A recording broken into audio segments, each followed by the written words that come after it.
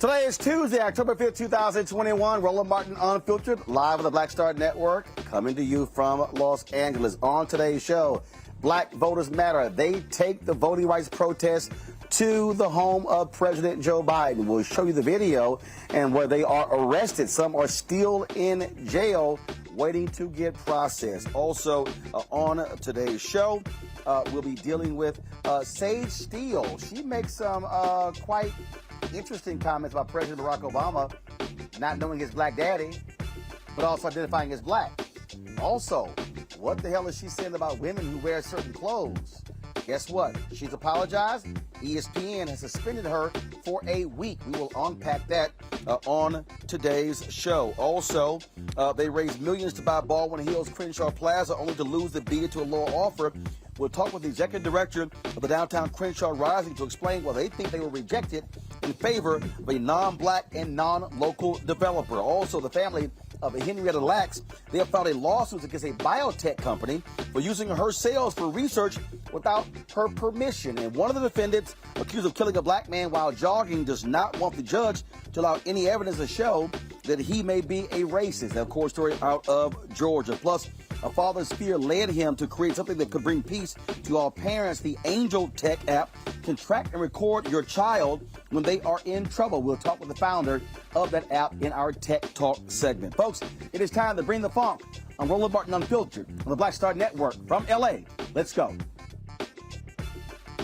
He's got it. Whatever the miss, he's on it. Whatever it is, he's got the scoop, the fact, the find. And when it breaks, he's right on time and it's rolling. Best believe he's knowing. Putting it down from sports to news to politics. With entertainment just for kicks, he's rolling.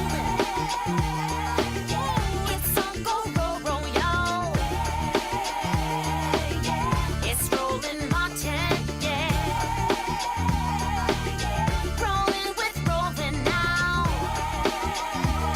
He's funk, he's fresh, he's real, the best, you know he's Rolling Martin now.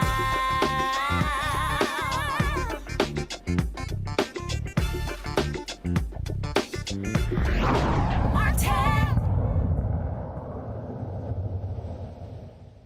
Over the weekend, President Joe Biden went to Capitol Hill to fight for his infrastructure bill, his Build America Better plan, but he has not gone to Capitol Hill to press Democrats to do the exact same thing for voting. Well, Black Voters Matter and other protesters took it to him by showing up today in front of the White House, protesting, demanding change. Folks, we have, go ahead and roll the video, please, saying that he needs to be doing more when it comes to voting. They have been demanding the For the People Act, as well as the John Lewis Voting Act. Of course, Democrats have not moved on that. You have Arizona Senator Kristen Sinema, as well as Senator Joe Manchin. Of course, they are standing in the way of that. We've not seen, again, any action taking so far on these voter bills. What we're seeing the protests continue, come back, making it plain that they actually want to see more things done to get voting rights in this country. And so that's one of the things that you're seeing. They were here in D.C., as I said, fighting to get those voting rights. And so they want something to be done about this very issue. This is critically important when we look at, of course, the voter suppression efforts being put in place by Republicans all over the state. Now, what are we dealing with now? Voter ID laws, of course, as many of these Republican-led states are pushing more of these voter ID laws all across the country. And so this is going to impact the 2020 midterm elections, and that's why people want to see things change. 33 laws have been passed that will negatively impact Black voters and other voters as well. Some of these laws are in areas including dealing with election officials, voter ID, mail-in voting, and early voting. We've seen bills passed in Texas, in Georgia as well. Here's an example, folks. Elmira Hicks, 82 years old, does not have a birth certificate, which makes it impossible for her to renew her driver's license. Well, without her license, she can't register to vote. Hicks, like many African Americans born in the early 20th century, was born with the assistance of a midwife, and records were not kept. She has been denied a birth certificate due to some technicality. Without a birth certificate, again, she can't get a license and will not be able to vote. These are the type of instances that are being brought up all across the country. Now, remember, the House of Representatives, they passed the John Lewis Voting Rights Advancement Act in August. The Senate has not taken up action on this particular bill. And so what we are seeing is the continuing efforts to force the Senate to move on these various bills. My panel, Teresa Lundy, principal founder of TML Communications, Dr. Mustafa Santiago Ali, Environmental Justice EPA, Michael Imhotep, host of the African History Network show. Glad to have all three of you here. What we are seeing here, Mustafa, what we're seeing is the continuing focus, putting pressure. This is where President Joe Biden has got to step up. Like I said, he went to Capitol Hill when it came to his $3.5 trillion economic plan. He has not done that when it comes to voting legislation. It's all about priorities. You know, the president, like you said, he cares about what's happening in relationship to the infrastructure bill, so he's leaning in. He has to lean in on this as well. It all begins and ends with the vote. I'm never sure why these folks are not as active on ensuring that everyone has the opportunity to fully participate in the civic process. On the Republican side of the ledger, they are very focused. They understand that by actually getting small percentages of folks not being able to vote, that it will tip it into their favor. They understand how to utilize power. They understand how to get engaged and actually win on the issues that they care about. President Biden and the Democrats have got to get serious in the Senate and make sure that they are passing these critical pieces of legislation that give everyday folks the opportunity to actually be a part of this democracy. And if they're not willing to do it, then how can you continue to ask black and brown folks to show up, to stand,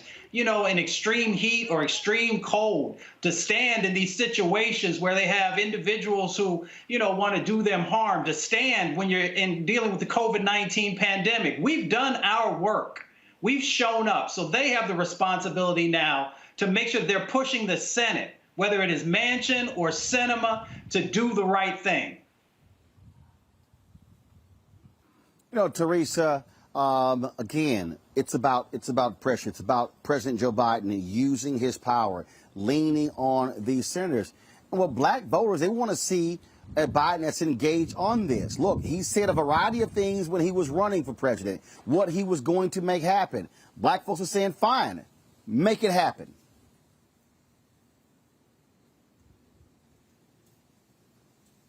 We can't hear you, Teresa. Teresa, we can't hear you. Can you hear me now? Now we can hear you. Perfect. Sorry about that. Anytime you have 19 states that pass 33 new laws that make it harder to vote, it always is a very interesting process when it comes to the African-American voice and what it actually means in the voting process. So states, you know, have been putting up stricter laws. But I also think this is also an attention to the Commonwealth. So when we look at Republican-led Senates and Republican-led Houses and some of the votes that are happening, it's happening because, again, they are trying to ensure that people in black and brown communities are not really receiving the funds that are necessary, some of the social services that are needed. They're making sure that their voices are being heard. And that's where we have these issues. That's why we always see black and brown communities always taking the fight right straight to the ones who are making the decisions. So that's either in the Senate or in Congress or at President Biden's feet. But again, what Mustafa said, it's about priorities. And I think the Biden administration really needs to really maintain the promises that were made in the beginning that really secured his vote. Look, it's real simple here, Michael. You hear the activists saying this. Latasha Brown has said it. Cliff Albright has said it. And that is, you cannot out-organize voter suppression. And so it's like, Democrats, what the hell do you think is going to happen? What do you think is going to happen? Right. You know, this is all about self-preservation. It's about self-preservation for African Americans. It's about self-preservation for Democrats in the House of Representatives in the 2022 midterm election. It's about self-preservation also for Democrats in the Senate that are up for re-election as well. You have 19 states that have passed 33 new voter restriction bills. States that have been states where it's already hard to vote are passing more voter restriction bills. And then you also had 25 states that passed 62 bills to make it easier to vote. So states where it's easy to vote are making it easier to vote. Biden was here in Michigan today. He was in Howell, Michigan today, pushing his infrastructure bill, which is needed. But you also need to go on a tour. You also need to go to certain states. I think he should go to Arizona, and I think he should go to West Virginia. and do a speech there about voting rights. But we have to, I can't stress this enough, if voting rights just remains a black issue, we're going to lose in the Senate. Okay, it has to be expanded because this impacts more than just black people. When you have these voter restriction bills, you have 38 million disabled Americans who are registered to vote. Okay, when you talk about restricting mail-in ballots, you're talking about hurting them. We just saw the women's reproductive activists, about 200,000 of them, assembling this past weekend. When you talk about restricting voting rights, okay, you're talking about hurting white women, you're talking about hurting college students, okay? So this, I love John Lewis. I understand 65, I understand the Voting Rights Act, but this is bigger than just a black issue. And lastly, Roland, notice how silent corporations have gone. Because, see, corporations were putting out memos and things like this just a few months ago on voting rights. They've gone completely silent. Okay, so also pressure has to be put back on corporations as well to speak up and put pressure on politicians also, like Manchin and Sinema, who they help finance. Well, again, I mean, that absolutely has to happen. That's why Black Voters Matter. They're doing what they're doing, and so we certainly support what they're doing. And again, pressure is being brought to bear, and so more folks need to do so. Other organizations, but we also, like I keep saying, we need many of these white activists, these white progressives, stepping out here as well, saying that this is a particular priority. Folks got to go to a break. We come back. We'll talk about the drama unfolding at ESPN, where anchor Steele, very used to making comments about black folks. Well, guess what? She's in more hot water. She's now suspended for a week. We'll explain next on Roland Martin Unfiltered, broadcasting live on the Black Star Network from Los Angeles. Back in a moment.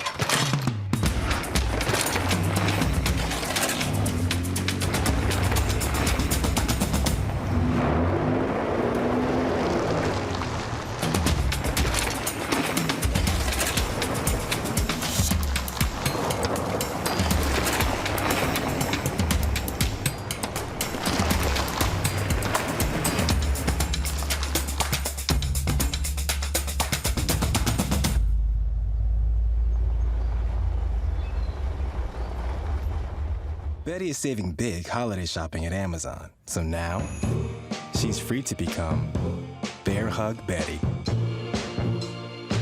Settle in, kids. You'll be there a while. Ooh, where you going? It's time to be smart.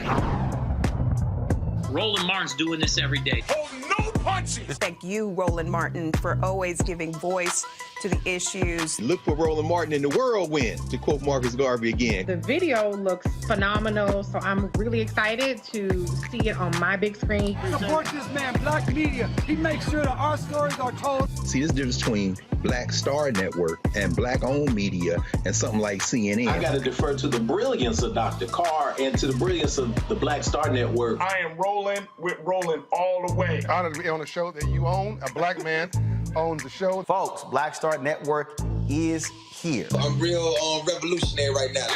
Roland was amazing on there. Stay black. I love y'all. I can't commend you enough about this platform that you've created for us to be able to share who we are, what we're doing in the world, and the impact that we're having. Let's be smart. Bring your eyeballs home. You can't be Black-owned media and be scared. You dig?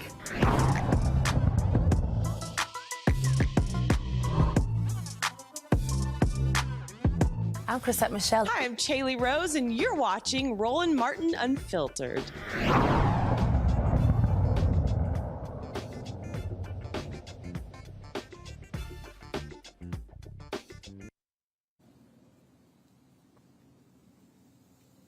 All right, folks, welcome back to Roland Martin Unfiltered. We are broadcasting live from Los Angeles here on the Black Star Network. All right, Sage Steele, anchor at ESPN. She is quite known for making other controversial comments that have ticked a whole bunch of black people off. Well, Sage stepped in it again when she did the podcast of former NFL quarterback Jay Cutler and some comments that she made about a variety of topics, including this about President Barack Obama.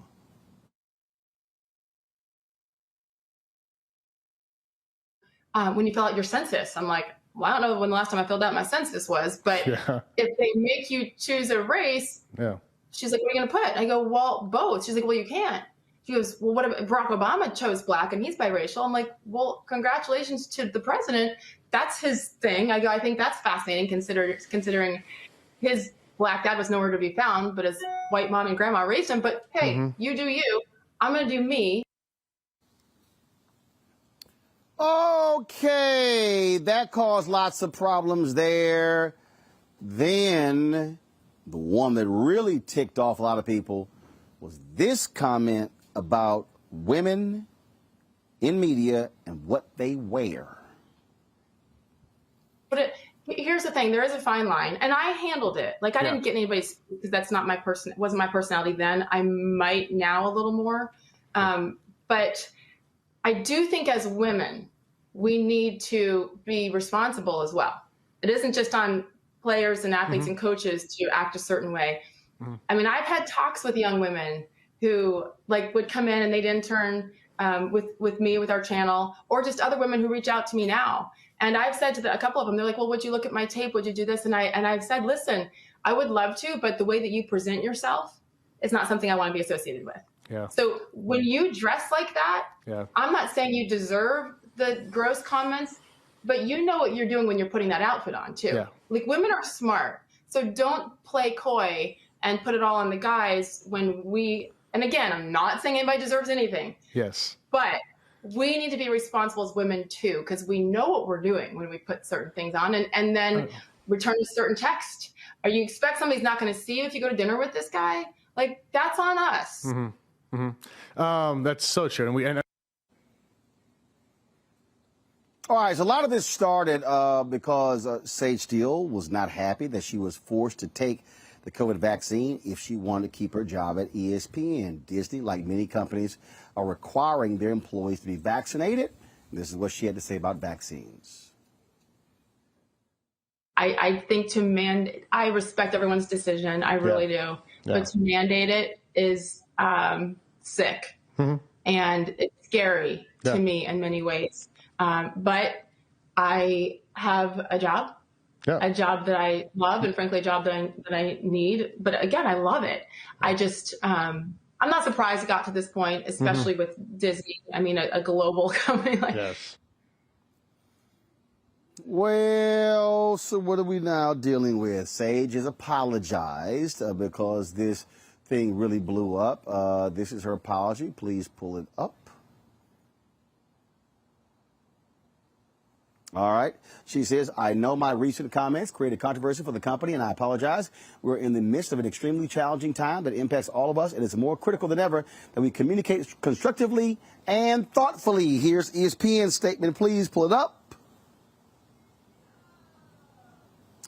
All right, then. At ESPN, we embrace different points of view. Dialogue and discussion makes this place great. That said, we expect that those points of view be expressed respectfully in a manner consistent with our values and in line with our internal policies. We're having direct conversations with Sage, and those conversations will remain private. Now, here's what's very interesting when you analyze those particular statements. And it was journalist Karan Phillips. He actually tweeted this out, and he said, wow, quite the different statements from ESPN regarding, say, Steele compared to when ESPN issued their statements when Jemele Hill called Donald Trump a white supremacist. And I'm going to show you these two, and I found it to be, again, real interesting. So this was the ESPN statement that they sent out with Jemele Hill. The comments on Twitter from Jemele Hill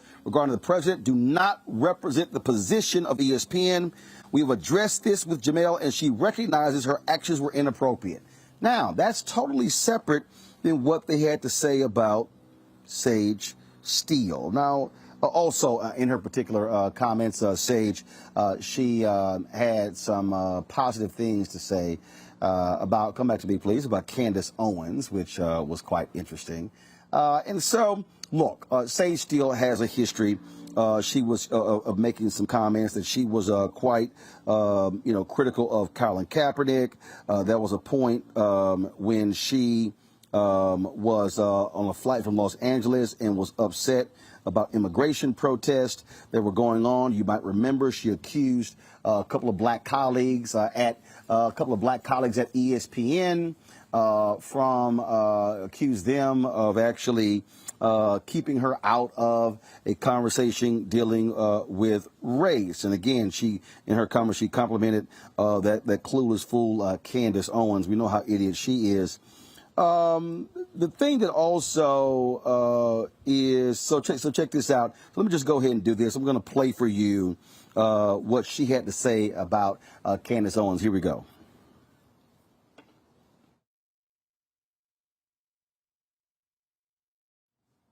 It's what? Wait, what? Where'd you read that? I forget where I read it, but it made me laugh. Wow.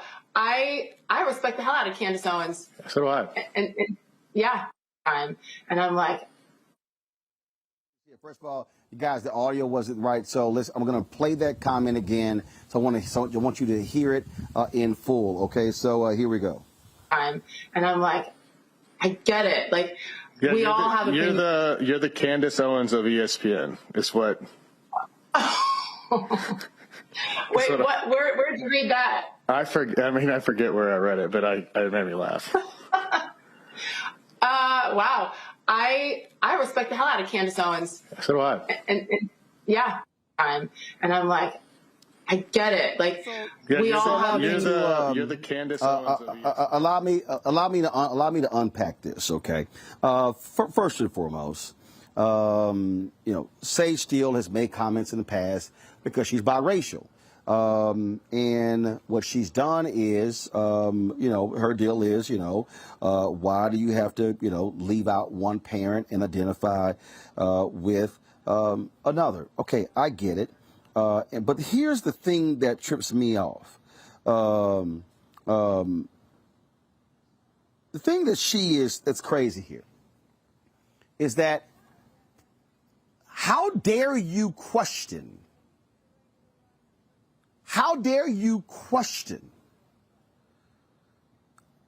President Obama chooses to identify himself? Okay? How? What I don't understand is if that man chooses to self-identify, that's his business.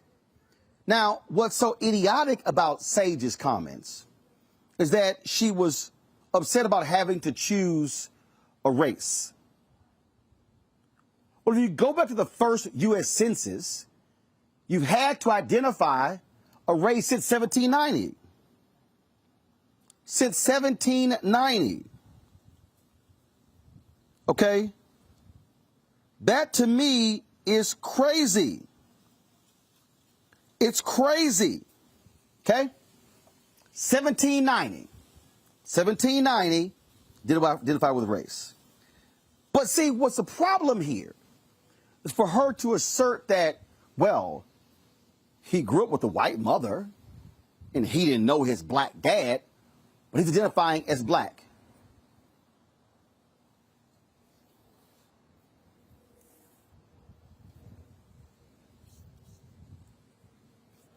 Sage, your daddy's white. Your mama's black. Sage, let's be real clear. You are not walking out on the street anywhere and somebody goes, hey, there goes a white woman. You know it and I know it. Sage, here's the deal. And this is why I know your comment here is idiotic and makes no sense. When they had the issue on race, the special on race, and Michael Eves and L. Duncan were involved, you got upset because you were not included. Well, Sage, if you consider yourself a white woman, why would you be included? Okay, you're biracial. Got it. But that's just stupid. And you go, oh, I think it's fascinating. Halle Berry. Halle is biracial just like you. Halle Berry calls herself a black woman. There are other biracial people who call themselves the exact same thing. So for you to sit here and make this comment makes no sense whatsoever. And it's idiotic. And then when you're talking about how women are dressing, well, no, I'm not saying that these things should happen, but you got, what the hell? ESPN has removed her from a women's summit that they're doing as well. That's supposed to be happening in a couple of weeks. But it's very telling who you are as an individual. And here's the whole deal. I don't care if you are a Sage, a biracial conservative. But if I respect the hell out of Candace Owens, you're admitting you're an idiot. Because anybody who respects Candace Owens, who is absolutely stuck on stupid, who knows what the hell she's talking about, who knows what the hell she's saying, you actually respect that and call yourself a journalist? That's why you're getting questioned. That's why you're getting dragged. And you've earned every single bit of it. Period. And so, Sage, how about actually using some damn common sense with these nutcase takes that you have? And ESPN should have suspended you for a week. Should have. And maybe you're now going to learn. And here's the whole deal, Sage. Go to Fox Sports. Go to Fox News and join your former ESPN colleague, Will Cain. If that's the point of view that you want to offer, go right ahead. But really, stop with the gaslighting of black people because you're uncomfortable that an Obama will call himself black. And also, what the hell is his dad not being there have to do with it? In fact, Kerry Champion, let me pull this tweet up. Former ESPN anchor Kerry Champion weighed in on this, and I'm gonna pull it up to show you. And so because I just thought that this tweet was really important. So let me see here. Let me see if I can find it here. I just thought it was really, really interesting. What she tweeted, because I mean, it's just dumb. It's just really dumb when you see these comments coming from a black woman. Oh, sorry, a biracial woman. In the case of Sage Steele, and this whole, woe is me and all this. I just, I'm tired of it. And this thing that. You are like somehow, because you are so conservative or whatever you want to call yourself, that's fine. But it's just ridiculous. It's just utterly ridiculous. This is the tweet from Kerry Champion. Sigh, my dad wasn't around when I was younger. I'm still black. That's what Kerry Champion tweeted. And she's right. So this notion that, if your dad wasn't around, that's about dictates what we should call yourself on the census. Yeah, that's weak. And you know what? I'm bringing the panel here, Teresa. I'm just, it's really utterly ridiculous that Sage still continues to embarrass herself. I met Sage. I know Sage. We're not friends. I know if, seeing her at National Association of Black Journalists Convention and things along those lines. But I just don't, for the life of me, the comment that she made about Obama And I just find it fascinating. He identifies as black, and his dad wasn't even around. What the hell? Yeah, that's the right question to ask, but especially for somebody who's in the journalism industry. I've watched Sage myself, and I've read her tweets. I've listened to her commentary. I've seen her at black conventions, and I've seen her at those black conventions identify as black and not biracial. So I feel like she is personally suffering something that I think and I have a lot of friends who are biracial person goes through, but I think she's just channeling it in a different way.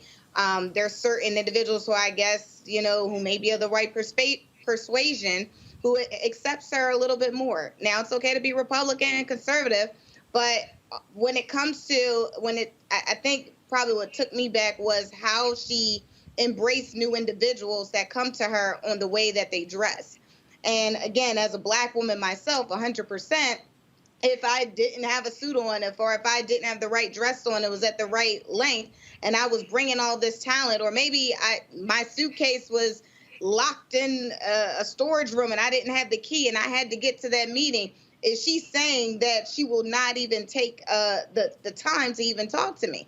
And again, that could be a missed opportunity. So as I listen to her, I almost feel just saddened because again, this is another, black white woman that is suffering something so deep that I feel like there has to be more to it. I mean, I've been one to say I'm not a fan of Candace Owens, but I also understand why people take to her, and part of that is she's spewing off some nonsense, and she's getting paid handsomely.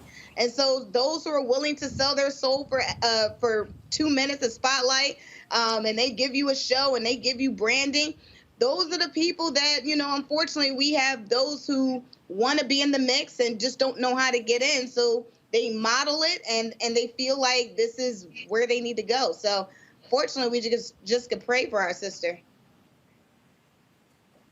And look, apparently her dad is black, mom white. Okay, fine. Either way, it doesn't matter. But it's still nonsensical. And again, if you're biracial, Mustafa, that's fine. If you want to identify as white and black, I got no problem with that. I'm perfectly fine with that. But what's stupid to me, what's absolutely idiotic to me, is this somehow notion that a person doesn't get to decide that they do. And his dad not being anywhere there has nothing to do with any of this. Well, when you have folks like Sage saying the stuff that she does, it's almost like a headline in the National Enquirer. People say these types of things because they want attention. And not only do they want attention, but they also, as Teresa said, are trying to set themselves up for their next gig. My problem is more on the substance of the things that she's talking about. So when you say that you never filled out the census, then that tells me that you're not also concerned about, the resources that are tied to that can help our communities to be able to move forward. So that's about substance. When you say that, you're against mandates for vaccines, then you don't unpack that, because we understand that our communities disproportionately are dying from that. So if you don't see yourself connected to the African American community, it plays out in the decisions that you are making in your personal life. And then, of course, also, when she made that comment about the young sister coming to her that Teresa just talked about, that also says something. When you're not willing to invest the time with a younger person to help them to get together the things that may be necessary for them to navigate, the corporate world or the sports world, then that also says something about you and your commitment to those individuals or to folks who come from a similar set of backgrounds that you may be, that you came from. So you gotta look at the substance of what the sister is saying and then begin to unpack whatever trauma or hurt that she might be dealing with based upon, how she came up and the decisions that she's currently made. I'm concerned with the message that she's sending about the substance of things that actually impact our communities. She want to be on Fox News, that's all good. But don't put our people continually in the crosshairs by the decisions that you're making when you know what the facts are. She's a bright young lady. So she knows all these things that are happening inside of our communities, and she should be much more careful with the things that she's spouting. Michael, look, I don't care what her personal issues are. I don't care what drama she's going through. Bottom line is this here. When you make these type of comments where you're questioning someone else, hey, it's foul, it's wrong, and when you're in a responsible position, you need to do better. Yeah, Roland, yeah, that's true. They need to do better. But, first of all, I pay very little attention to Sage Steele. I read the article that the Griot has about these comments and the blow up. But, to quote our great South African freedom fighter, Bantu Stephen Biko, the most potent weapon in the hands of the oppressor is the mind of the oppressed. The most potent weapon in the hands of the oppressor is the mind of the oppressed. And she's a perfect example of that. So we just go through and just look at some of these idiotic comments she made. She talked about President Barack Obama identifying as black on the census, and then she said she doesn't remember the last time she filled out a census form. Hopefully it was 2020, because that's when the last census was. Hopefully it was 2020 last time she filled it out. Secondly, right. I mean, she literally said, "Oh, I can't remember the last time I filled out the census. Last year.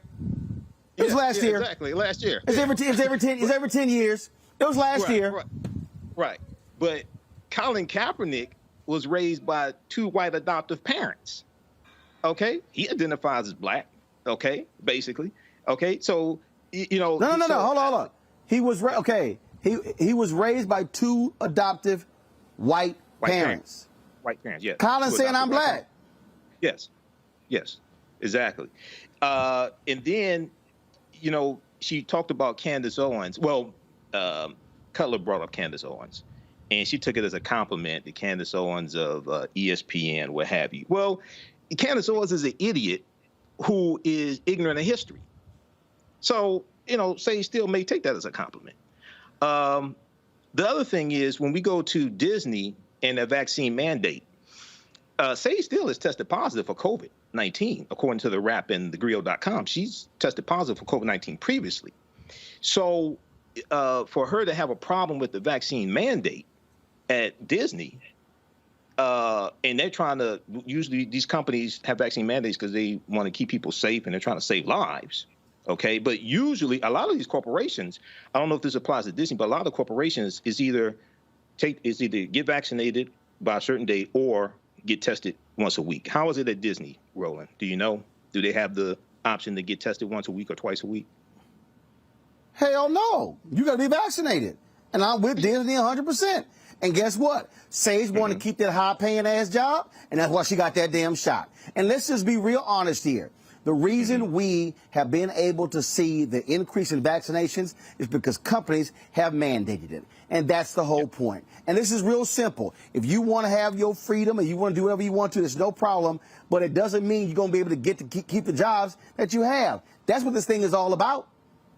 Okay. And the reason why I asked that is because the mandate from Joe Biden using the Labor Department for companies that have employees of 100 or more, that is either a vaccine mandate or get tested once a week. That's why I asked. No. But first, but again, a company can make their own rules. They don't have to follow that particular plan there. And so, just like all the major airlines have now announced that United Airlines, 97% of all of their employees have the vaccine because it was mandated. Now JetBlue, Southwest Airlines, and the others are following suit as well. And so that's what we're seeing. But look, I'm glad to see ESPN suspended her because it was idiotic and it should teach her a lesson. But it just made no sense whatsoever. The Obama comment and the comments about women and what they dress. Got to go to a break. We come back. We're going to talk about an issue here in Crenshaw.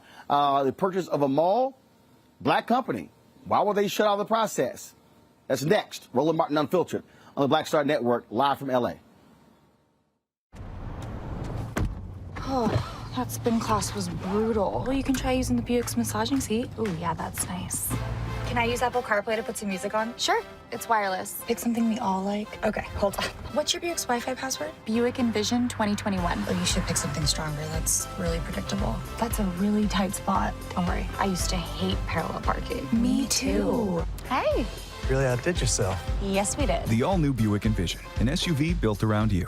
All of our age have lost the ability to focus the discipline on the art of organizing. The challenges, there's so many of them and they're complex.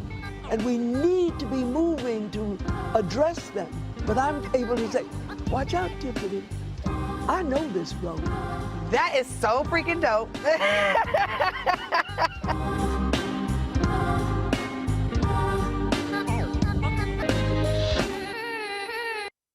Hey, I'm Cupid, the maker of the Cupid Shuffle and the Wham Dance. What's going on? This is Tobias Trevelyan. And if you're ready, you are listening to and you are watching Roland Martin Unfiltered.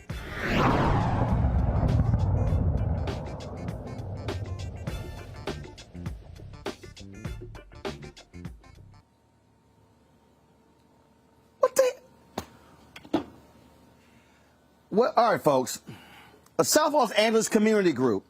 They're fighting back after their bid for the historic Crenshaw Mall was rejected. Downtown Crenshaw Rising says their $115 million offer was the highest one for the property, but it wasn't accepted. Let's talk about it. Joining me now from L.A. is the executive director for Downtown Crenshaw Rising, Damian Goodman. Damian, glad to have you on Roland Martin Unfiltered. So you say you had the highest bid. How do you know that? Has it been confirmed that y'all had the highest bid and it was turned down? Yes, Roland. I mean, and let's back up a little bit because I think people say we're a development group. We're much more than that. We're the community. Over 300 community organizations and a membership of over 2,400 people came together when we found out that our Crenshaw Mall, the most significant asset in Black Los Angeles, which sits at the heart of Crenshaw and King Boulevard in Leimert Park community, that it was to be sold to outside developers that were closely connected to Donald Trump. And so using our history of organizing, along with bringing together some of the best experts in community-centered development and people-centered planning, we put together a bid to bring the mall under community control. We don't want to see it falling into the hands of outside exploiters who were going to exacerbate the gentrification crisis that is rampaging our community like so many other Black urban communities across America. And so part of that process involved bringing together the many philanthropists and the many social impact investors throughout the country who, too, recognize this challenge of gentrification, where all the development coming in seeks to undo and literally lead to a cultural erasure of the Black people that are there. And we raised over $60 million, $25 million in social impact investors, over $35 million in philanthropy, and submitted a $115 million bid, which was higher than the bid the Deutsche Bank, that famous bank of criminals throughout the globe, accepted from Heritage Development Group that was backed by a person who's on Putin's list, a man by the name of Len Blavatnik. So that's where we sit right now. First of all, how much was their bid? How much was their bid? It's been reported that they paid $112 million. Okay, so $112 million. Was a reason given as to why their bid was chosen and not yours? Well, I mean, at its core, Roland, and I want to emphasize this point because there was a tweet that went viral that talked about our struggle, and the comments were filled with fellow Black people who've been engaged in real estate activities or business loans who have similarly been told that their money wasn't green. That even though they submitted the highest offer, even though their qualifications were superior, that they weren't qualified. And so Deutsche Bank, again, that infamous bank that is known as the lender to Donald Trump and has all kind of nefarious activities that they've been caught red-handed with across the world, they said, well, you're not qualified. He was more qualified. This man's been bankrupt personally and has had his companies go bankrupt before. Comparatively, we brought in to assist the community in its engagement, the two architecture firms that are responsible for the most iconic Black structures built in the 21st century. The Smithsonian Museum, National Museum of African American History and Culture, and Equal Justice Initiatives, a museum or a memorial for peace and justice down there in Montgomery. Collectively, along with some of the biggest developers on the planet, those that did the World Trade Center after 9/11. We submitted them a fully financed offer, a plan that was developed for the community that sought to bring in affordable housing, not housing we couldn't afford, sought to bring space for the incubation of entrepreneurship, businesses that were owned locally, space for worker-owned cooperatives, green space. We presented the whole plan, and we had the money, we had the community, and we had the plan, and they said that we were not qualified to do the project. And were they saying that because you did not have mall development experience, management experience? What was their rationale? We brought in the second largest real estate operation on the planet to be our consultants. I want to be clear about that, because there's a difference between where Black people tie themselves to projects where they're just the Black front and the decisions are being made by other people who are outside the community. No, the development company that we brought in, literally, who redid the World Trade Center after 9/11, along with multiple other projects throughout the world in so many respects, was partnered with the second largest real estate operation on the planet that is operating malls today successfully all throughout Los Angeles, the country, and globe. This was not a question of qualifications, Roland, and again, we got to hit that over and over again. This was a racist process by a corrupt bank that was acting, and this is the kicker, man, they were acting at the bequest of public pension funds. The investors who invested and purchased the mall, who were to sell it, contracted. They were public pension funds, right? These entities that are filled with worker money from Black and brown people in this community and throughout other communities across the country. They contracted with DWS, which engaged in this corrupt and racist process. Right now, civil rights organizations, along with ourselves, we're looking at engaging in litigation that lifts up that 1866 Civil Rights Act, the same act that was invoked by Byron Allen when he was denied his opportunity to engage in the acquisition of radio and other multimedia companies. We're looking into that right now, and I think we'll have an announcement quickly. This was old-fashioned racism. This is old-fashioned denial of the opportunity for Black people to own, live, build, and thrive in the community that we occupy. Questions for our panel. I'll start with Mustafa. Well, brother, thank you for the work that you're doing. I've spent almost 30 years on place-based work, so I've seen time and time again how difficult it is for Black and brown-led projects to actually make it to fruition. So my question is, because this was a community-driven project that you had strong community support, what has been the outcry from the community, and who all have you all been engaging with to hold folks accountable? Well, as my good friend from the South says, people are mad as a wet hen. I think in so many respects, we've been told that we did not have the money, we did not have the qualifications, and sometimes that's been true. But here, that wasn't the case, and this was ours. And we did the building. We brought together the civil rights organization. We brought together the renters and the homeowners, and multiple unions that were many units that were invested in this project. So people are here and they're ready to fight.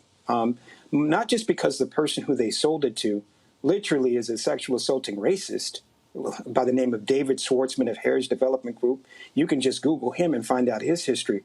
It has a long history of being anti-tenant, anti-merchant, and violating the Fair Housing Act and other civil rights acts. Not only that, but because, we did what everyone says we're supposed to do, right? We're supposed to come together. And if Black people just came together, things would get better, while ignoring that we must operate in a society that is predicated on systemic racism, where the decisions are being made by white people far away who want to continue the exploitation of our community. We seek to change that entirely by having a project that uplifts, not uproots this community. And that's a threat. That's not just a threat here in Crenshaw. That's a threat to the way these people do business throughout the country and world. Michael. Hey, brother, look, I applaud you for what you're doing, man, and I know it's a tough job. I used to be a general contractor on a construction project here in Detroit, so I understand, for a Black-owned company. Quick question for you. You mentioned public pension funds, okay?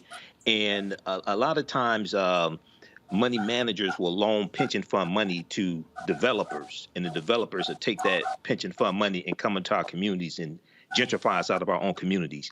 Can you talk about, again, the role that pension funds played? What was that statement you made about public pension funds? Brother, you hit the nail on the head. And two of the pension funds, one was the state of Michigan, and the other was the Detroit Police and Fire Pension Fund System. So this was not just pension funds in Los Angeles and California, including the Los Angeles County employees and the UC Board of Regents. These were pension funds throughout the country, and some of the biggest pension funds throughout the nation. New York City employees and New York City teachers, right? And so this is public money, right? Because this is the money that comes directly from the public agency along with the member match, so public employees. And they are a $5.2 trillion investment operation throughout the globe. Collectively, that's how much money these pension funds invest throughout the globe. And much of their investments are into real estate. Well, we found out, and this was news to me, and we're pretty aware. We've listened to people talk about getting pension funds to divest from fossil fuels. Obviously, there's that amazing history of us engaging in the anti-apartheid movement where we focused on pension funds like the UC Board of Regents to divest from companies that were doing business there. Well, these public pension funds are literally funding some of the biggest and most parasitic and harmful developments in urban communities like Los Angeles. And so they control the decision along with Deutsche Bank DWS, to decide where the mall that sits in the black community went to. And I want to be clear, we did all the work. We were open. We've had literally over 100 community meetings and a community vision. This was the product and the plan that we were talking about before, which more people can read about at downtowncrenshaw.com, is a community vision. But we weren't the only black-led team. We were the only black community-led team, but we weren't the only black-led team that was passed over. You had some of the biggest black developers in America that were passed over as well. So that's where you get to, again, these public pension funds, led by the same people who don't look like me and you, 98% of the people who control investments, major investments in the country are not black and not women. 98%. Right. So who were they talking to? They didn't even, I don't think they even had seen, nor could they imagine that a community group could come together, raise this much money, bring together a professional team with expertise both in community development and large-scale projects. It floored them, so they had to come up with some ridiculous reasons as to why they denied it, but at the core of it remains stone-cold racism, and they will be held to account for it. All right, thank you. Teresa? Yeah, Damian, one, I applaud your efforts. Look, I live in the city of brotherly love where these conversations are happening daily as some are led to build areas of real estate and gentrify areas, and then some really do have a community-focused approach.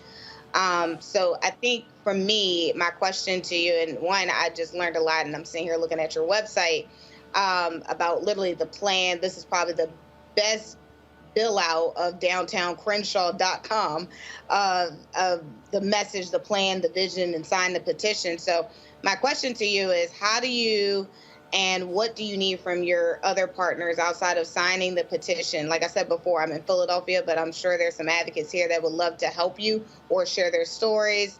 Are you guys contacting elected officials? So what needs to be done so nationwide this can also, again, I think it's happening in every city. We just don't know, right? But I think this is a foolproof plan that is like, look, this is what one guy is doing, the midst of 300 organizations is doing, and we need to take note and we need to support. So what can people do? I appreciate that question, sister. And we have always said that this was more than about a mall. This was about a movement. This was about both saying to this Crenshaw community undergoing the threat of gentrifications like so many others, that community ownership is an imperative, and that we have several impediments that need to be knocked down along the way. And so we got to come together. We've got to come together locally. We've got to come together nationally. We even have to come together internationally in saying that we have a right to be in our spaces, saying that there is a role for elected officials to use their voices, and some did and some didn't.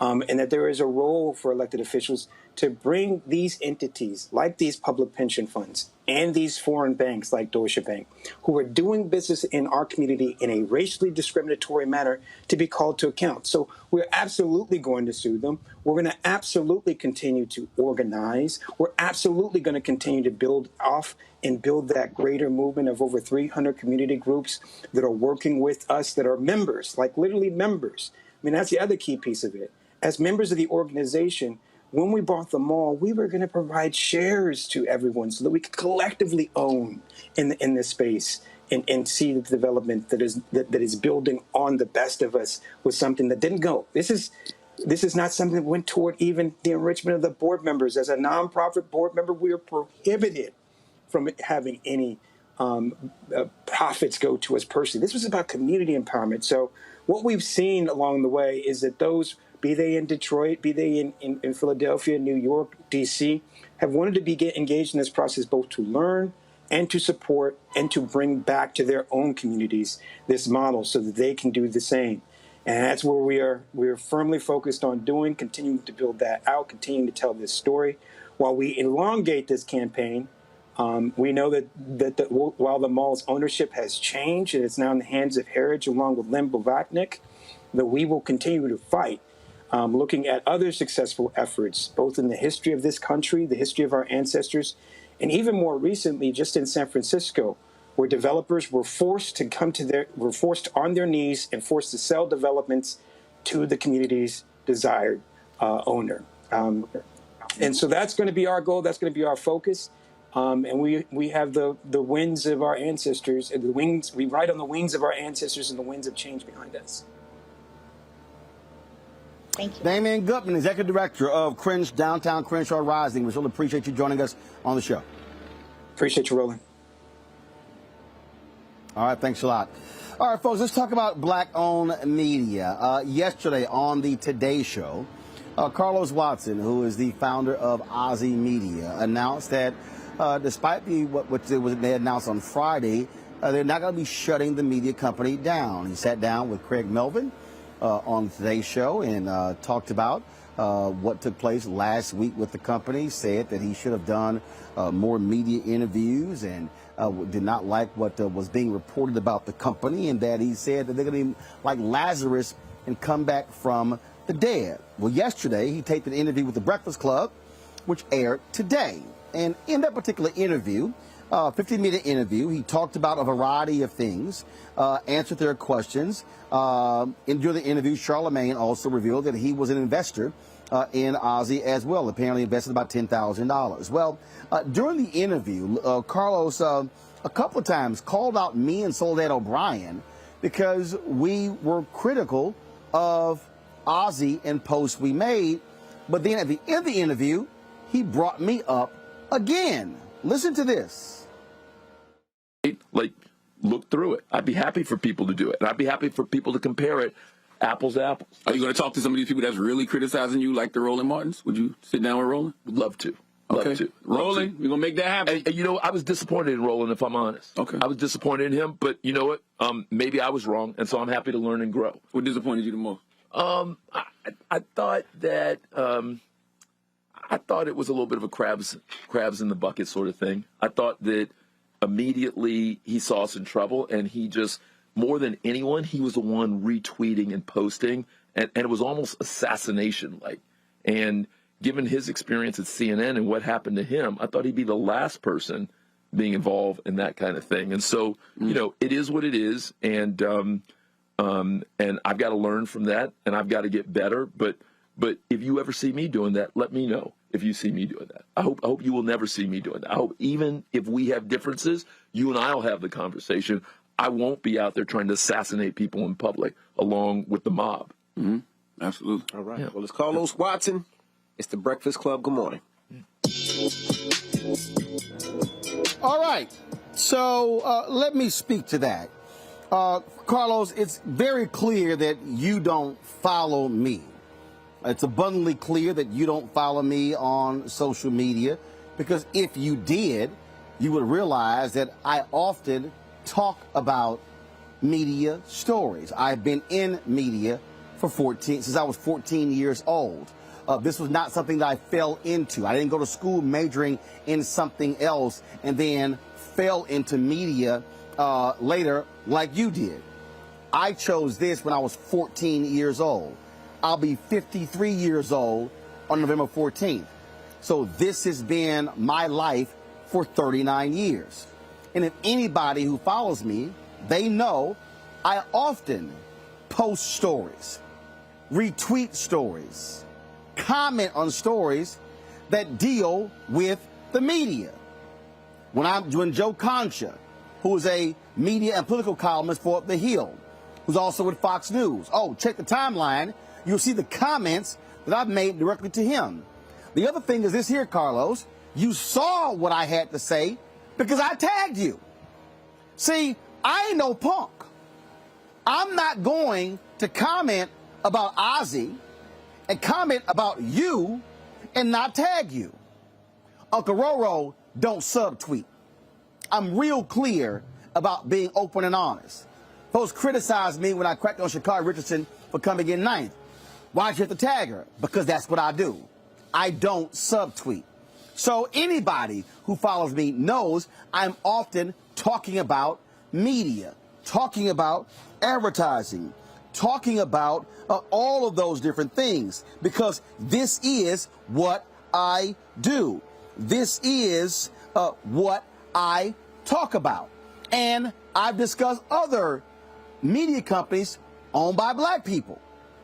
So this whole idea that somehow, oh, it's crabs in a bucket. First of all, it's called crabs in a barrel.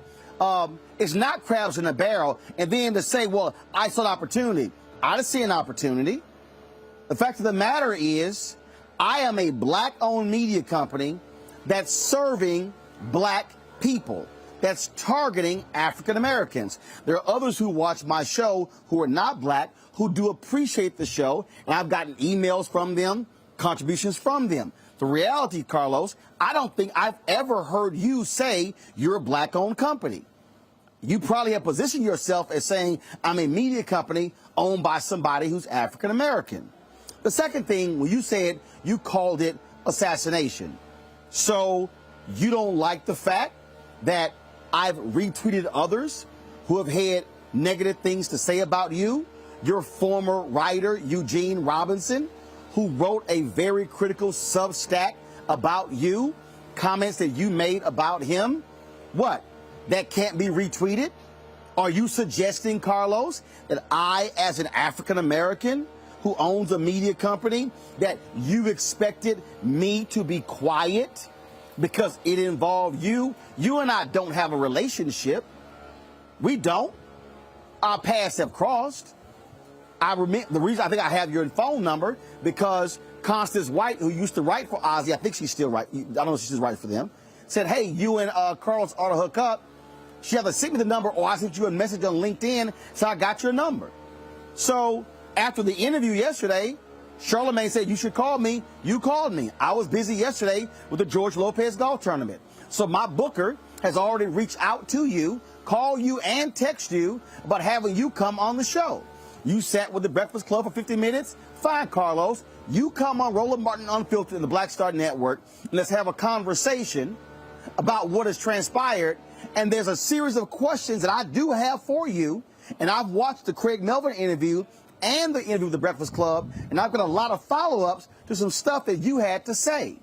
But the thing for me, Carlos, that I need you to understand, and anybody who follows me knows this, the motto that I have had my entire career has been this: if you do good, I'll talk about you. If you do bad, I'll talk about you. At the end of the day, I'll talk about you.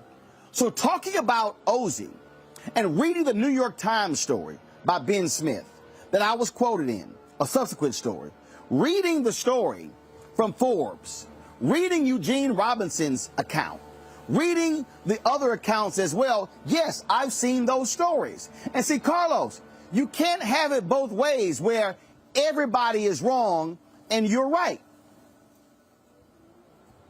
I'll give you a perfect example. I could hold it for the interview. I'm going to give you a perfect example. during your interview with the Breakfast Club, you castigated Ben Smith for writing about the mental health issues of your COO, the one who impersonated the YouTube executive. You said that shouldn't have been written about.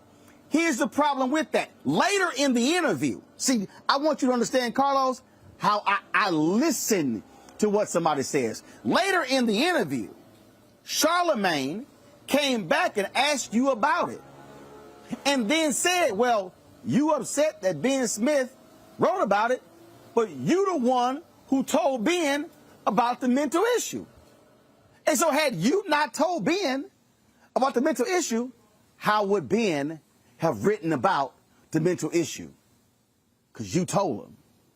See what happens when you listen? And so it's silly.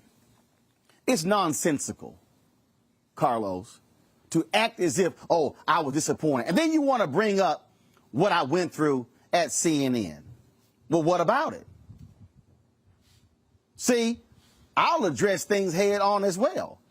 And so are you suggesting, Carlos, that because I went through some drama at CNN 9 years ago, that somehow I can't speak about or talk about something else? Nah, bruh, that's not how that happens. And so it wasn't character assassination. It wasn't, ooh, I saw an opportunity. Because what you do at Ozzy is totally different than what I do. I own my blackness. I'm upfront about my blackness. I'm very clear about who I serve. I'm very clear about the audience that I am trying to speak to. And so there is no, again, oh my goodness, I am trying to gain some advantage. But I will say this, Carlos, and you and I will talk about this when we have the conversation. I will say to you, though, that it is important when we talk about what happened when it came to getting these advertising dollars. And you admitted in your interview with the Breakfast Club how you benefited from the battle. But Byron Allen and Todd Brown and myself and Butch Graves and Don Jackson and Junior Bridgman and Diddy and others have been engaged in because you have been able to sit back quietly and reap the benefits of the work that we put in.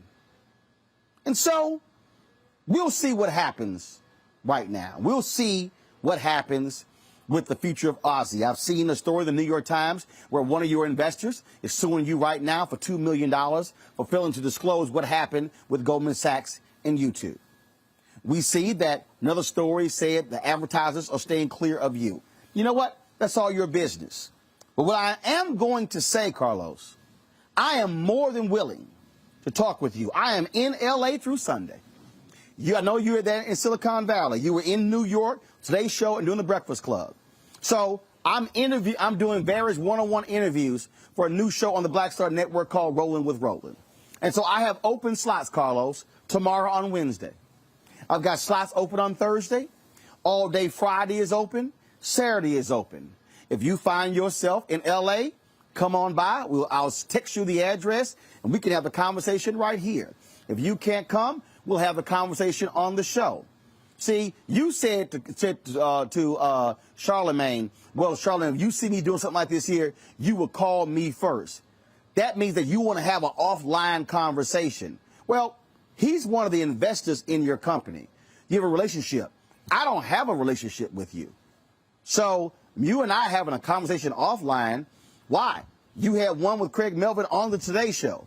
You had one with Charlemagne, DJ Envy, and Angela Yee on the Breakfast Club. So we have a conversation. It's going to be a public conversation. And it should be. Because, again, I am a journalist. And what I was raised on, it was about truth, integrity, character, honesty. It was about being upfront and clear, owning mistakes, not accepting BS. But do not mistake, Carlos, that any criticism that I have is personal, it's a vendetta, that it's assassination, or anything along those lines. It's called truth. And truth is what reigns supreme. Truth is what matters. Not fudging, not being astray, not getting too out there, which you admitted in the interview that y'all did with some of your marketing things, how you, and I'll pull the comment up, how you sort of, strayed, or, you know, you were too aggressive, whatever, with some claims made. Where I come from, we call that lying. But we'll go over all of that in the conversation that we have. But don't ever, Carlos, get it twisted. Don't ever assume that anything I do is trying to assassinate somebody. It's called speaking truth. All day, every day, 24/7, 365, 366 in a leap year. I'll be back on the Black Star Network in a moment.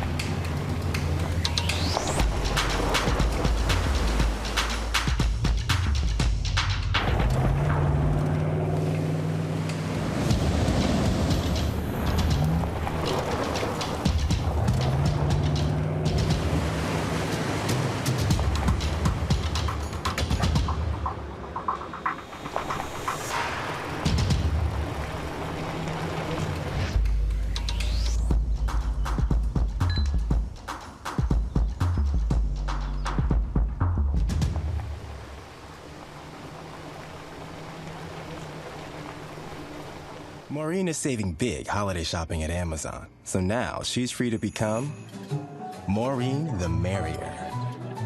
Food is her love language, and she really loves her grandson. Like, really loves. It's time to be smart. When we control our institutions, we win. This is the most important news show on television of any racial background. Y'all put $2, $3, $4, $5, $10, $15, $20, $30 on this and keep this going. What you've done, Roland, since this crisis came out in full bloom. Anybody watching this, tell your friends. Go back and look at the last 2 weeks, especially of Roland Martin Unfiltered. I mean, hell, go back and look at the last 2 days. You've had sitting United States senators today, Klobuchar and Harris. Whatever you have that you can bring to Roland Martin Unfiltered to support it, please do, because this information may literally save your life. Watch Roland Martin Unfiltered daily at 6 p.m. Eastern on YouTube, Facebook, or Periscope, or go to RolandMartinUnfiltered.com. Support the Roland Martin Unfiltered Daily Digital Show by going to RolandMartinUnfiltered.com. Our goal is to get 20,000 of our fans contributing $50 each for the whole year. You can make this possible. RolandMartinUnfiltered.com. Hey everybody, it's your man Fred Hammond. Hi, my name is Brescia Webb, and you're watching Roland Martin Unfiltered. And, well, I like a nice filter usually, but we can be unfiltered.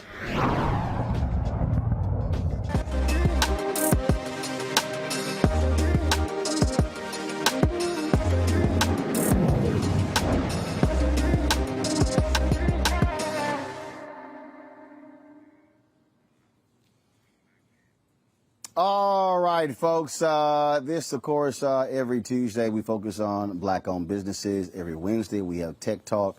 And so when we focus on African Americans in technology, this should have been our Tech Talk right here, folks. I want to talk about a new app that allows for you to help track down your family members and keep you safe during encounters with law enforcement, folks.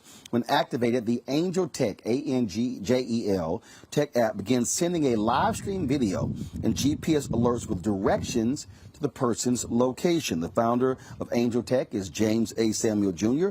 Joins me now from Washington, D.C. James, glad to have you on the show. So what precipitated you creating this particular app? Hey, Roland, thank you. And it's an honor to be here. And before I get started, I do want to level set and give all praise, honor, and glory to my Heavenly Father, my Lord and Savior Jesus Christ, and to His Holy Spirit, without whom I would not be here or have the insights or the innovation to produce this application, ANJEL Tech. And thank you for the opportunity to be here, of course, you and your marvelous platform. What precipitated this app was a need for personal safety. I think it was Eric Michael Dyson, I always get his names mixed up, but he said something that stuck with me years ago. He said, the security of the United States is built upon the insecurity of the African American, and I never forgot that. And so when you look at the events over the last 400 years, right, and you look at the insecurity, the habitual, historic insecurity of the African Americans in the United States, which has only, recently really been brought back to light, Jim Crow 2.0, we'll say, ANJEL Tech was needed the whole time, right? We needed to know where our loved ones were. We needed to know what was happening to them. We needed to know where we were in relation to them. And we needed to be able to store that securely and have a record of it for accountability, and that we can be there to help each other out and know how to get there, have a route to get there. And it was really the events of last summer when George Floyd was asphyxiated, was strangled, right, lynched on that pavement there in Minnesota by a convicted felon and murderer, Derek Chauvin. That's what spurred me to ask my team of world basketballers to really make this happen now. It's been needed for far too long. So we store in October. We got it in the Google Play Store this February. So when did you launch it? How many downloads have you had? And walk us through the technology when you say it sends a live video feed. How does that actually work? Walk us through the app. Oh, absolutely. I can walk you through it. I can show you here in a second. But we've seen an incredible increase in our user base. We had over 40,000 people, come on, like the platform. We went from about 200 users to about 5,000 users just a few days back in April, and been increasing since then. So we're just now in this phase that we're really marketing, and we appreciate the opportunity to let your audience know about this. And it sends a live stream. And so I have the app here on my phone, and you simply click on it, and it opens up, right? And then there I am. I am live on here. And when I hit start stream, it then sends this stream of me to my loved ones. And I'll get a text notification, which is right there. I just did. And the app notifies me, and I get an email. And now my loved ones are all watching this live stream of me on your show. They know where I am, where they are in relation to me, securely stored in the cloud, and they know how to get to me and or send help. And they all have this record on their phones now. And so there's no other way that you can stream on a platform to where when the stream is done, you can download that onto your phone. You don't have to try to get this phone or get a police subpoena to get the body cam from the police. They have this record immediately. And then there's my wife saying, "Hey, Daddy, we see you." And so she's texting me there, and they're starting to interact with me in the platform because they're watching this both on your show and on mine. Thanks, bro. I got you too, my brother's. All right, then. Questions from my panelists. First of all, I'll start with Michael Imhotep. Hey, James. Hey, thanks for coming on the show today. Thanks for this great invention as well, the ANJEL app. So just curious, have you gotten any testimonies from people who used it in real life situations, stopped by police, et cetera? And if so, what were their responses? What were their, how did they say, what did they say the outcome was? What were their responses to using the app? Yes, absolutely. One of our earlier users back in April, her name is Lori. She said that she and her son had just heard about this when we got, picked up in that news cycle in the April timeframe. They read about us in other publications. I think Black Enterprise was one. And they downloaded the app, and they hadn't even tested it yet when her son went on a road trip driving through the South. And it was during that road trip that they got pulled over, him and his friends, and they were young black youth in the South in a car, got pulled over. And he used ANJEL Tech. He just put it on his phone. He started a live stream. His mother knew exactly where he was. She was able to see the live stream. She was able to hear the police officer's interaction. And so she was one of our biggest, earliest advocates. And so you can see those testimonials. We have those and others on angel.live. That's ANJEL.live, because we want you to live, right? To be free and then to be fulfilled. All right. Thank you. Thank you. Great job. Teresa. Yeah, one, thank you so much for the app. I'm actually in the midst of trying to download it myself. So, just tell me about the idea. Like, how did this start? Like, what did you think about? What was the need that you saw it was time to build this app and keep it going?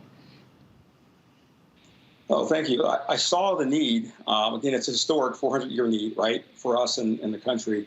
But we were in another technology.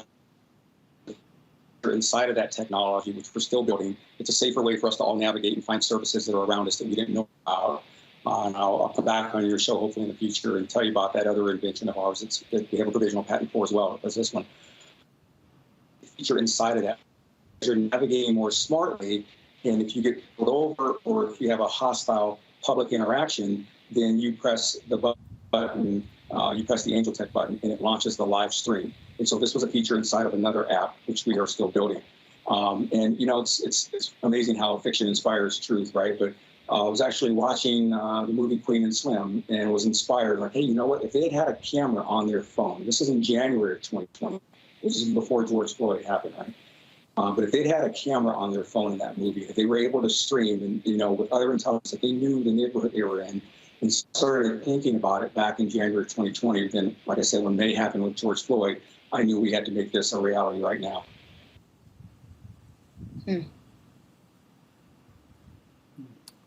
Mustafa.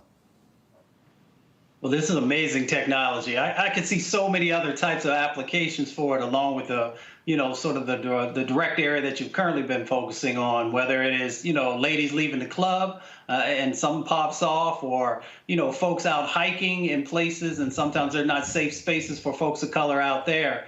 So I think there are lots of possibilities. My main question for you is, how are you going to help to educate and market to make sure that folks really know the value added that this brings, you know, in churches and in mosques and in schools? What's the plan moving forward to help this to grow? Thank you for that question. That was a great segue. I didn't pay you to ask me that question, but that speaks directly to the point I was hoping I would have a chance to make here.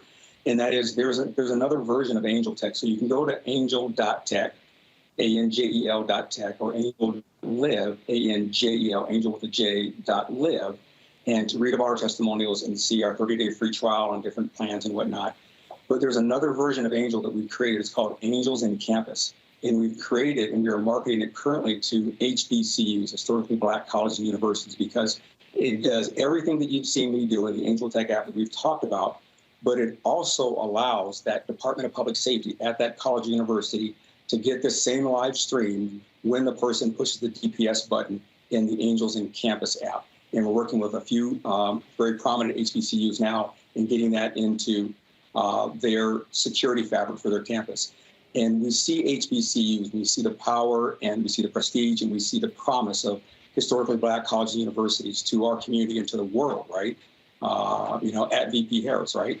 And, you know, just protecting those black lives and all of our black lives, you know, and then the world's lives ultimately, but really focusing there, we hope to build a community through those historically black colleges and universities and the parents and the Parents Association, because the other thing about Angels in Campus is not only can you as a streamer press the button and have your college campus dispatch office notified, your viewers can also press the same button on their viewing side of the app and bring your college campus security to you at your point of need from wherever they are in another state or wherever. And that is revolutionary. So we're working with several HBCUs and those that are listening now, if you're a chancellor or an administrator, hit us up, info@angel.tech. And let's talk about your school having this as well, because that's the future of our great thinkers in our community.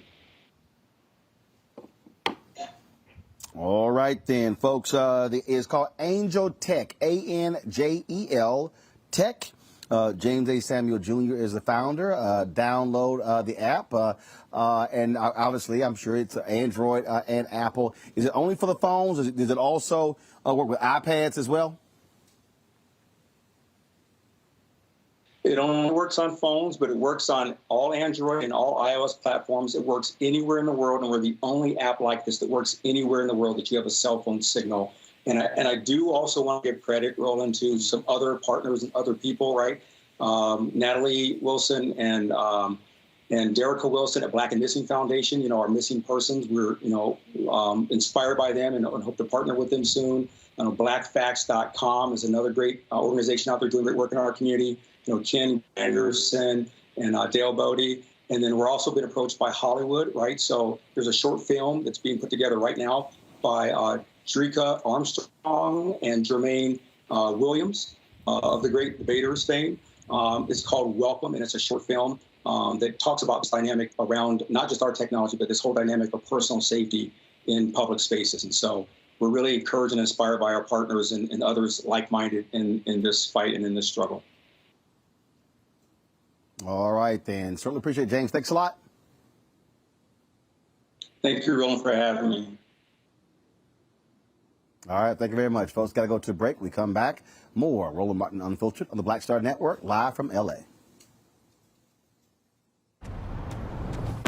Oh, that spin class was brutal. Well, you can try using the Buick's massaging seat. Ooh, yeah, that's nice. Can I use Apple CarPlay to put some music on? Sure. It's wireless. Pick something we all like. Okay, hold on.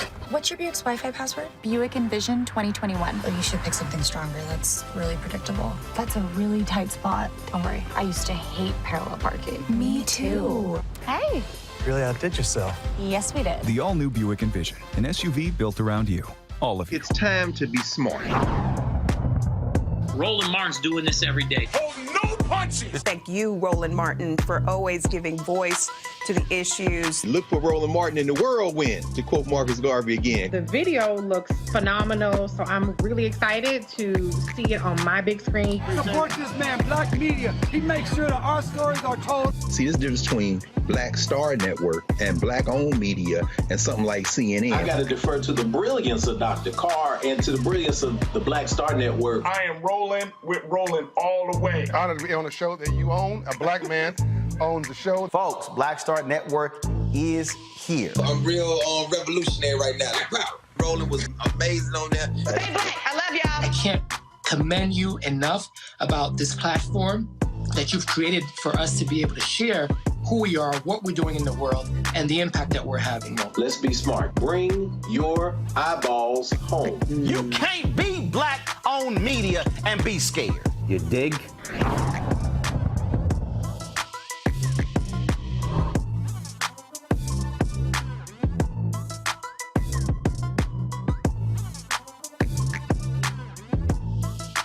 Hello, everyone. I'm Godfrey, and you're watching Roland Martin Unfiltered. And while he's doing Unfiltered, I'm practicing the wobble.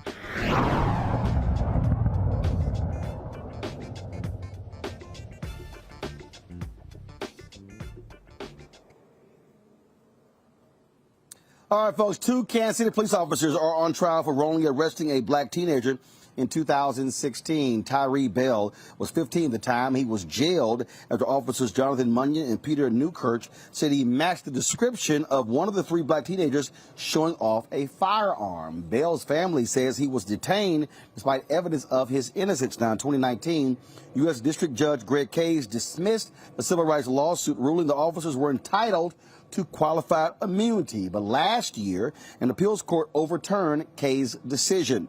Police Chief Rick Smith and the Kansas City Board of Police Commissioners are also listed as defendants in this particular case.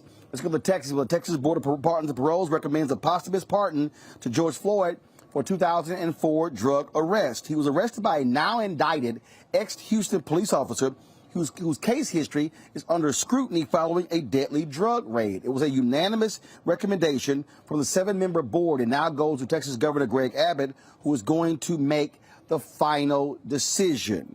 Of course, George Floyd killed last year in Minneapolis that sparked protests all around the country and the globe as well. All right, folks, going to a break. We come back, our black and missing case. We'll give you the latest on that and discuss some more news on Roland Martin Unfiltered on the Black Star Network, live from Los Angeles.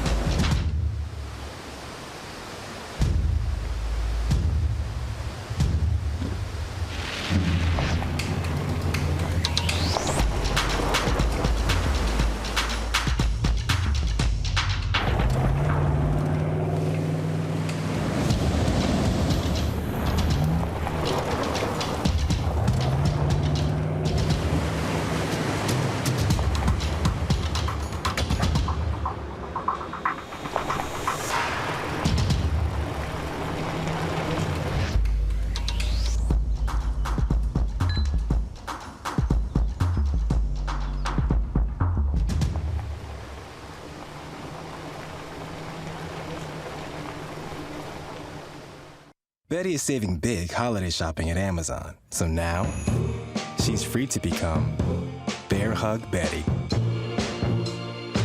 Settle in, kids. You'll be there a while. Ooh, where you going? Hi, I'm Kim Burrell. Hi, I'm Carl Payne. Hey, everybody, this is Sherry Shepherd. You're watching Roland Martin Unfiltered.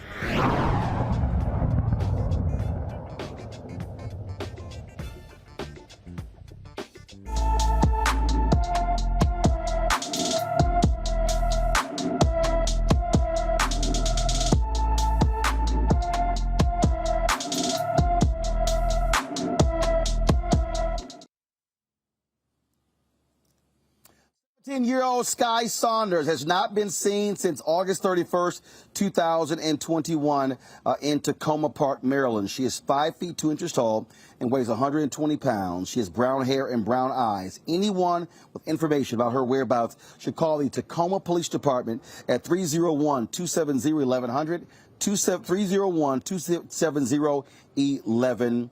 100. All right, folks, the estate of Henrietta Lacks is suing a biotech company, claiming it's been selling her cervical cells without her knowledge or the estate's knowledge or consent. The federal lawsuit says Thermo Fisher Scientific knowingly mass-produced and sold the tissue obtained through what it calls a racially unjust medical system.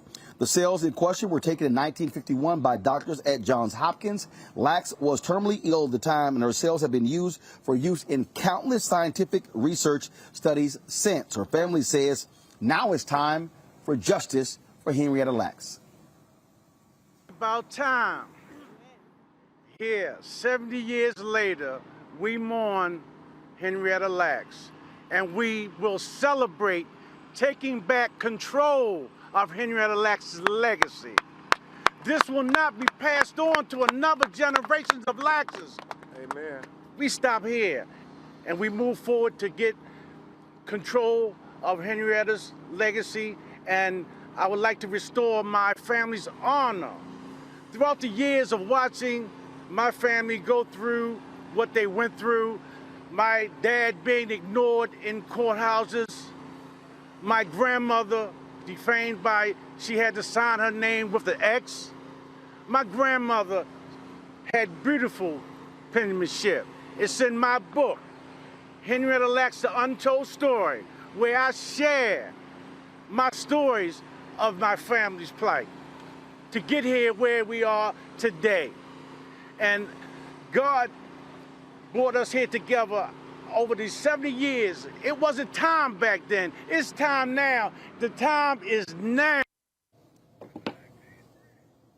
All right, folks, the lawsuit wants a court to block their use without permission and force the $35 billion company to hand over profits from the Hella sales. What do you make of this, Mustafa?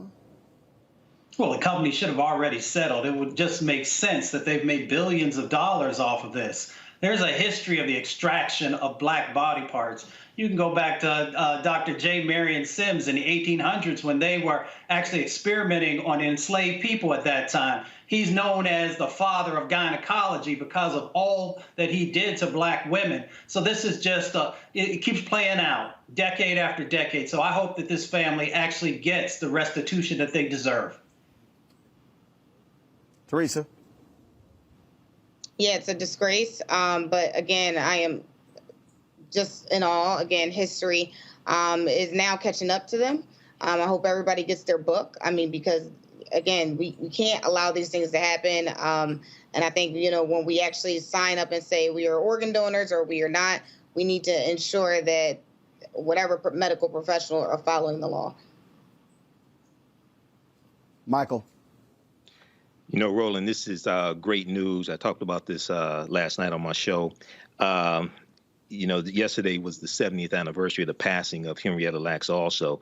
Not only was her cells used in polio vaccine and gene mapping and in vitro fertilization, but also Attorney Benjamin Crump said yesterday in an interview that it was also her cells were also used in the COVID-19 vaccine. And he said her cells have been used since basically 1951, but the statute of limitations has ran out on a lot of other uses. But because of COVID-19, that's something new. And this is something that they're really pushing in the lawsuit. So it's a brilliant strategy. Thermo Fisher Scientific on their website, they said their annual revenue is $35 billion a year. So hopefully they get everything that they deserve in this lawsuit. It's long overdue. Oh, all right then, folks. Take a real short, quick break. When we come back, we'll talk about a brother who won a $137 million settlement against Tesla, Elon Musk. Time to pay up. You're watching Roland Martin Unfiltered, broadcasted live from Los Angeles on the Black Star Network. Oh, that spin class was brutal. Well, you can try using the Buick's massaging seat. Ooh, yeah, that's nice. Can I use Apple CarPlay to put some music on? Sure, it's wireless. Pick something we all like. Okay, hold on. What's your Buick's Wi-Fi password? Buick Envision 2021. Oh, you should pick something stronger. That's really predictable. That's a really tight spot. Don't worry, I used to hate parallel parking. Me too. Hey. Really outdid yourself. Yes, we did. The all-new Buick Envision, an SUV built around you, all of you. Hi, everybody. This is Jonathan Nelson. Hi, this is Cheryl Lee Ralph, and you are watching Roland Martin Unfiltered.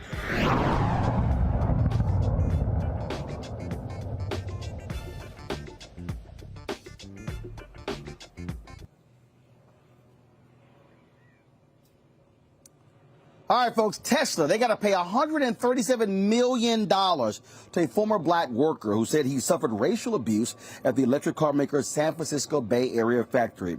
A San Francisco jury concluded the elevator operator Owen Diaz was subjected to racial harassment and a hostile work environment. He worked at the Fremont factory in 2015 and 2016. He said he faced daily harassment from co-workers, including the use of the N-word, and that swastikas and racist graffiti and drawings were displayed around the plant. That's a whole lot there.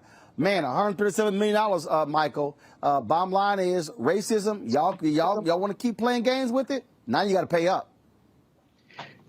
Yeah, Roland, now they have to pay up, but also when you study this case, he made numerous complaints to, it appears, human resources. He made numerous complaints and they were ignored also. So, yeah, this is huge. And an HR executive from Tesla is trying to downplay the severity of it, but it's like, no, the jury disagreed with that. So $137 million judgment. So, yeah, they have to pay up on this one. As they say, Teresa, you going to learn today.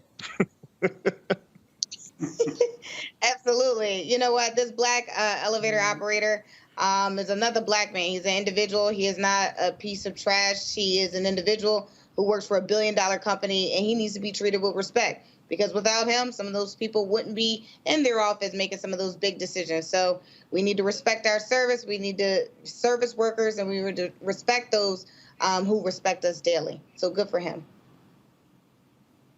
All right, Mustafa. Well, let's put it into perspective. Elon Musk is worth $200 billion as of yesterday, and it continues to go up. So this brother deserves every penny that he gets. And hopefully Tesla will get its act together to make sure that this type of behavior never happens again. So if you want to be a part of the new clean economy and tell the world that, you want to see change happen, change has to start within your organization. And leaders should also lead. Michael, Mustafa, Teresa, surely appreciate y'all joining us today. Folks, a little bit early, so let me explain to you. We are here in Los Angeles. I was here for the George Lopez golf tournament on yesterday. And so what we're doing is we're doing a series of one-on-one interviews for a new show. It's going to be the Black Star Network. We're calling it Rolling with Roland. So last time we were here in Los Angeles, we talked to actor Richard Lawson, Jeffrey Osborne, Mario Van Peebles, actor Glenn Turman, Jack A., Bill Duke, as well as comedian Michael Collier. I think I'm missing somebody we talked to. And so this week, of course, go to my iPad. Today, I've already talked to my man, actor Dondre Whitfield. Y'all saw him on The Cosby Show. You saw him on Queen Sugar. He's been in a whole lot of different movies and TV shows. And so in a moment, I'm going to be interviewing Janice Howard, who runs a $1 billion company here. So the first black woman to run a $1 billion company. And so the only time she could do was in our 7 o'clock hour of the show. And so I moved the show up 45 minutes early to accommodate her schedule. But we've got some great interviews lined up this week as well. And so some of the folks we'll be talking to, Johnny Gill, we'll be talking to comedian Guy Torrey, Sherry Shepard, actor, dancer Damaris Lewis, director Maddie Rich, Laz Alonso as well. And so we'll be looking forward to talking to them and some other folks with Eric Dickerson, comedian Chris Spencer. And so we're trying to lock down Kenya Barris, Jimmy Jam, Reggie Hutland, Michael Ely, Sheila E., and DeRay Davis. And so it's going to be a fascinating show, 1 hour conversations. You're going to really enjoy that. And so that's what we're doing here. And so when we come out here, we still do the show. But again, what we try to do is we try to do as many of these as possible, putting these shows together, editing these shows. Again, for one of the new shows is going to be on the Black Star Network. So we cannot wait. If you have not downloaded the Black Star app, please do so. We have exceeded 15,000 downloads. We're trying to get to 20,000. Our goal by December 31st, folks, we want to have 50,000 downloads on the app. If we get there sooner, it will be absolutely great. To do so, go to all platforms: Apple, Android, Apple TV, Android TV, Roku, Samsung, Xbox, Amazon Fire, all of those platforms. And we also want you to support Roland Martin Unfiltered, Black Star Network. Your dollars goes to make it possible for us to be able to come out here, rent an Airbnb, set all of our cameras up, hire these African-American audio technicians and photographers to assist us with this. And so please, Cash App is $RM Unfiltered, PayPal.me/R Martin Unfiltered, Venmo.com/RM Unfiltered. And then, of course, Zelle is Roland@RolandSMartin.com, Roland@RolandMartinUnfiltered.com. All right, folks, that is it for us. I certainly appreciate y'all joining us today early. My apologies, but sometimes we got to do what we got to do. Tomorrow we're going to be at our regularly scheduled time at 6 p.m. to 8 p.m. Eastern. Thank you so very much, folks. We will see you tomorrow right here on Roland Martin Unfiltered on the Black Star Network. Holla!